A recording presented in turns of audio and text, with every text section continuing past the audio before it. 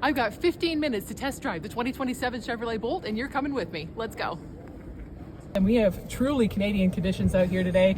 It is dumping down snow outside the press day for the Montreal Auto Show. Next to me here we have James Hodge, the brand director for Chevrolet in Canada. Good to be with you. The GM estimated 422 kilometers of range. Does that factor the Canadian testing cycle, or is that based on the EPA rating? That's the EPA rating. Okay. For sure. Okay. So we would expect a little bit less once the Canadian testing is complete. First GM vehicle with a NACS charging port.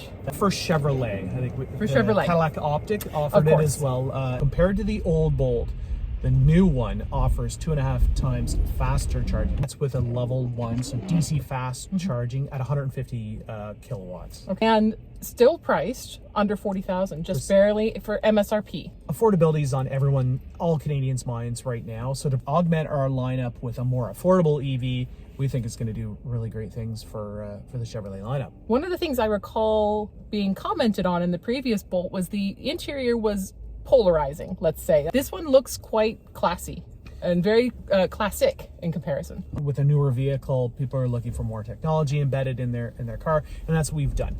A bigger driver information center, bringing more information to the driver, and then a new and bigger center stack screen with Google built-in embedded in the vehicle. One of the great things about Google built-in and electric vehicles is the ability to know where fast chargers are so that they can set their routes appropriately. That excludes Android Auto and Apple CarPlay, I'm guessing, but for that reason, because you're aiming for people to use that functionality. You don't need it. That's right. The best thing about Google built-in. With Super Cruise enabled vehicles, the Google built-in shows you in Google Maps which routes are actually Super Cruise enabled. Feels very solid on the snow. We're not up to big speeds here, so we have to keep that in mind, but it's certainly sure-footed, although despite being front-wheel drive only. Winter tires, obviously we're in Quebec. We're in Quebec, right. So, but yeah, EVs tend to give you a more planted stance on the road. So RS was not available previously, and the RS trim is actually one of our most popular trims. Power figures for this Bolt: 210 horsepower, 169 pound-feet of torque.